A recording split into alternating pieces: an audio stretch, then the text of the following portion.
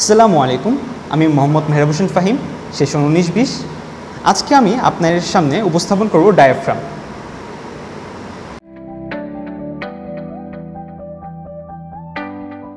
This is the ভিসার of diaphragm with fibrous pericardium.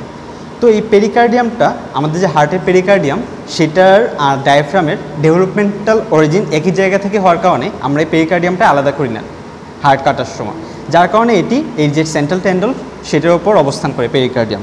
এছাড়াও এটার যে ডায়াফ্রামের যে ক্রুরা, অর্থাৎ এই পিছনের যে এক্সটেন্ডেড পোর্শন, সেই ক্রুরাটি পিছনের দিকে অবস্থান করে, এবং যে ডায়াফ্রামের কনভেক্সিটি অর্থাৎ ডায়াফ্রাম যদি আমরা ধরি, সেটা যে কনভেক্স সারফেস সেটা উপরের দিকে থাকে।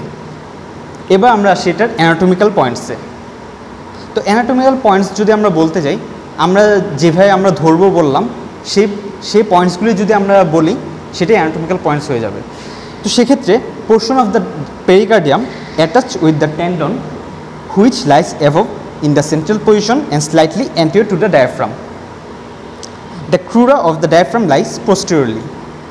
The convexity of dome of the diaphragm is directed upward, and right dome is slightly higher than the left dome due to presence of the liver. তো আমরা জানি diaphragm is a dome shape musculo aponeurotic portion, যেটা thorax এবং অ্যাবডোমেনকে আলাদা করে। এটার মাস্কুলো aponeurotic portion বলতে বোঝায় এটার মাসেল পোর্শন রয়েছে এবং টেন্ডিনাস পোর্শন রয়েছে। তো এটার যে অরিজিন, সেই অরিজিনগুলো কোত্থেকে হয়? এটার অরিজিন মূলত তিনটা জায়গা থেকে হয়। তিনটা জায়গা কী কী? একটা হচ্ছে স্টার্নাল অরিজিন। স্টার্নাল অরিজিনের কোথা থেকে?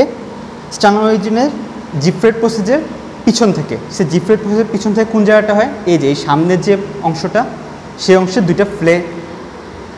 দুটা ফ্লেশি স্লিপ এই জিফ্রেড প্রসেজের পিছন থেকে অরিজিন হয়। এটার এছাড়াও রয়েছে কোস্টাল অরিজিন। কোস্টাল অরিজিন কোত্থেকে হয়? কোস্টাল অরিজিন হচ্ছে inner surface of lower 6 ribs with their cartilage. তো এই কোস্টাল সারফেস সেহেতু এটা আমরা জানি যে আমাদের রিবসগুলো এই চারপাশে সারাউন্ড করে থাকে স্টার্নামের, সুতরাং এই চারপাশটা আমাদের কোস্টাল অরিজিন হবে। আর আরেকটি রয়েছে ভার্টিব্রাল অরিজিন। এই ভার্টিব্রাল অরিজিন কোনটা? এই ভার্টিব্রাল অরিজিন হচ্ছে আপার 3 লাম্বার ভার্টিব্রা। এটা কোথায় থাকে? এটা পিছন দিকে থাকে, এবং এই পিছনের দিকে এটির আরও দুটি লিগামেন্টের সাথে এটির অরিজিন হয়। সেই লিগামেন্ট দুটি কি? A pair of middle arcuate ligament, যেটা থাকে মিডিয়ালি, তার আরেকটু ল্যাটারালি থাকে a pair of lateral arcuate ligament. তো আমরা জেনে নিলাম ডায়াফ্রামের অরিজিন। যেহেতু আমরা অরিজিনগুলো জেনে নিলাম, এবার আমাদের অবশ্যই জানতে হবে ইনসারশন কোথায়। যেহেতু আমরা দেখতে পাচ্ছি আশেপাশে সব জায়গা থেকে এটি অরিজিন হচ্ছে, তাহলে আমরা একটু চিন্তা করলে বুঝতে পারবো যে এটার ইনসারশন কোথায়? সেন্ট্রালি। আর সেন্ট্রালি কী আছে? Central tendon. এই যে পেরিকার্ডিয়ামের পোর্শনটা তুললে আমরা বুঝতে পারবো এখানে রয়েছে সেন্ট্রাল টেন্ডন। তো এই ডায়াফ্রামের কাজ কী? ডায়াফ্রাম হচ্ছে আমাদের ইন্সপিরেশনের প্রিন্সিপাল মাসেল। এবার আসি আমরা ডায়াফ্রামের কিছু রিলেশনে। সুপিরিয়র সারফেসে কিছু রিলেশন থাকবে এবং ইনফিরিয়র সারফেসে। তো সুপিরিয়র সারফেসের রিলেশনটা খুবই সহজ। যেহেতু আমাদের এখানে পেরিকার্ডিয়াম রয়েছে, সেহেতু পেরিকার্ডিয়ামে একটা রিলেশন থাকবে। এছাড়াও দুই পাশে যেহেতু লাং থাকে উইথ প্লুরা, সেহেতু লাং এবং প্লুরার রিলেশন থাকবে কিছু। সুপিরিয়র সারফেস রিলেশন শেষ। এবার ইনফিরিয়র সারফেসে কী কী রিলেশন পাওয়া যায়? ইনফিরিয়র সারফেসে পেরিটোনিয়াম পাওয়া যাবে, যেহেতু আমাদের ফুল অ্যাবডোমেনকে পেরিটোনিয়াম কভার করে রাখে।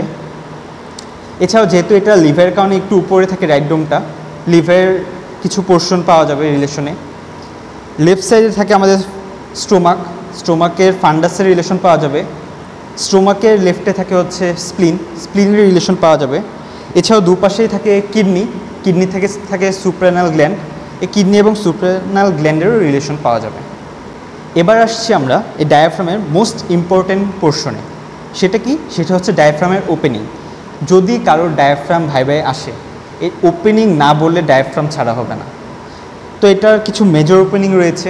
মেজর ওপেনিং কী কী? Vena caval opening. এই যে ভেনা কেভাল ওপেনিং, এটা থাকে হচ্ছে রাইট সাইডে, সেটা হচ্ছে বড় একটা ওপেনিং। সেটা কোথায় থাকে? সেটা থাকে এই যে সেন্ট্রাল টেন্ডনের মাঝেই থাকে। কোন লেভেলে থাকে? 8 থোরাসিক ভার্টিব্রাল লেভেলে থাকে। এরপর একটা ওপেনিং হচ্ছে ইসোফিজিয়াল ওপেনিং। এই যে এটা আমরা দেখতে পারবো অনেক শক্ত একটা ওপেনিং, সেটা হচ্ছে ইসোফেগাস। সেটা কোথায় থাকে? সেটা আমরা দেখতে পাচ্ছি এটা আমাদের মাস্কুলার পোর্শনে থাকতেছে। সুতরাং এটা মাস্কুলার পার্ট অফ ডায়াফ্রামের থেকে সিচুয়েশন করে, এবং এটার ভার্টিব্রাল যে সিচুয়েশন সেটা কোথায়, থোরাসিক 10 লেভেল ভার্টিব্রা। এবার থাকতেছে হচ্ছে আরেকটি, সেটা হচ্ছে এওরটিক ওপেনিং। এওরটিক ওপেনিংটা আসলে কোথায়? আমরা তো বড় বড় দুটো ওপেনিং উপরে দেখতে পেলাম, কিন্তু এওরটিক ওপেনিংটা আমরা এপাশে না, এওরটিক ওপেনিংটা থাকে পিছনের দিকে, এবং যেহেতু এটি ভার্টিব্রার সাথে ডিরেক্ট রিলেশনে থাকে সেহেতু এটার পিছন দিকে কোনো অরিফিস থাকে না, এদিক দিয়ে ফাঁকা থাকে। এই জন্য এটাকে বলা হয় অসিও অ্যাপোনিউরেটিক ওপেনিং। যেহেতু এখানে পিছনে থাকে বোনস, সামনে থাকে হচ্ছে টেন্ডন, তাই অসিও অ্যাপোনিউরেটিক ওপেনিং। এটা কোন লেভেলে থাকে? এটা থাকে থোরাসিক লেভেলের 12 ভার্টিব্রা। এবার এখান থেকে আরও কিছু প্রশ্ন করতে পারে, যেমন এই যে ওপেনিংগুলো দিয়ে আর কি কি পাস করে। যেমন আমরা যদি আসি ফার্স্টে ইনফিরিয়র ভেনা ক্যাভাল ওপেনিং বা ভেনা ক্যাভাল ওপেনিং, সেখান দিয়ে তো অবশ্যই ইনফিরিয়র ভেনা ক্যাভা যাবে। এছাড়া আর কি যাবে? এছাড়া রাইট ফ্রেনিক নার্ভের কিছু ব্রাঞ্চ যাবে, আর লিমফেটিকের কিছু ভেসেল যাবে যেটা লিভারে ড্রেন করবে। এবার আসতেছে ইসোফিজিয়াল ওপেনিং, সেখান দিয়ে অবশ্যই ইসোফেগাস যাবে। এছাড়া আর কি যাবে? অ্যান্টেরিয়র এবং posterior vagal trunk, oesophageal branch of left gastric artery, few lymphatics and phreno oesophageal ligament. আর এওরটিক ওপেনিং এদিক দিয়ে কি যাবে? অবশ্যই অ্যাবডোমিনাল এওরটা যাবে, আর কি যাবে? থোরাসিক ডাক্ট যাবে, এবং কখনো কখনো, এটা জেনারেলি যায় না, তবে কখনো কখনো এজাইগাস ভেনও এদিক দিয়ে ড্রেন করে থাকে।